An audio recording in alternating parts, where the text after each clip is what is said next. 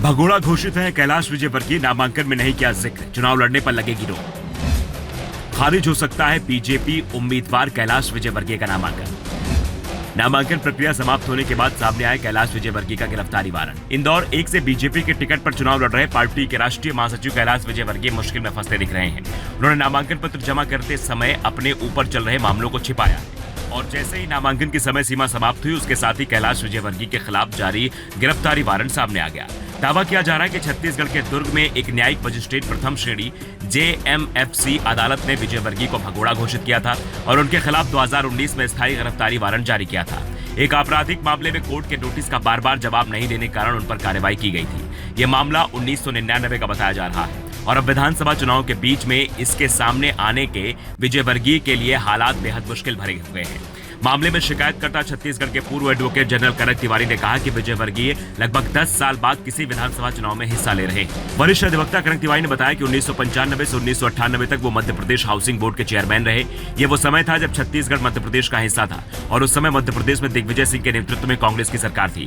तिवारी का दावा है कि 1998 में बोर्ड के 3 कर्मचारियों ने उन पर रिश्वत मांगने के आरोप लगाए, जबकि सच ये है कि इन तीनों को मैंने 1.5 महीने पहले ही निलंबित कर दिया था और उन पर भी विभागीय कार्रवाई भी शुरू कर दी थी। मैंने इन कर्मचारियों से मिलने से भी मना कर दिया था। उस दौरान यह खबर समाचार पत्रों में ही प्रकाशित हुई। मुझसे मेरा पक्ष जाना गया, मैंने जवाब भी दिया और मेरे जवाब को भी अखबारों में जगह दी गई। लेकिन इसके बावजूद विजयवर्गीय और कुछ लोगों ने मीडिया में एक बयान जारी कर मेरे ऊपर भ्रष्टाचार के आरोप लगाए। तिवारी ने कहा कि मैंने विजयवर्गीय को नोटिस भेजा और कहा कि अगर वे माफी नहीं मांगते हैं तो मैं कानूनी कार्रवाई शुरू करूंगा।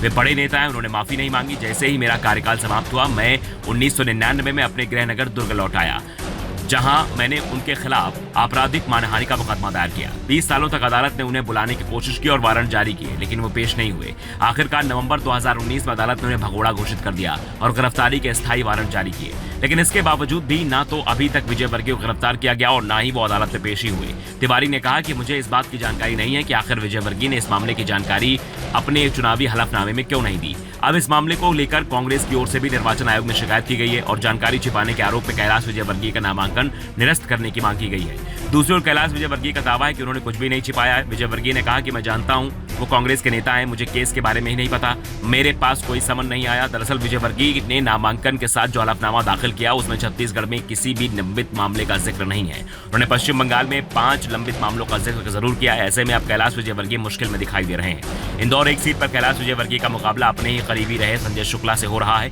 और दोनों के बीच कांटे की टक्कर मानी जा रही है। 2018 में इंदौर 1 सीट से संजय शुक्ला ने करीब 10,000 वोटों से जीत हासिल की थी और इस बार भी उनकी जीत आसान मानी जा रही थी, लेकिन विजयवर्गीय के मैदान में आने से सारे समीकरण बदल गए थे और मुकाबला बेहद कांटे का हो गया है। Bureau report, the Navdarpan news.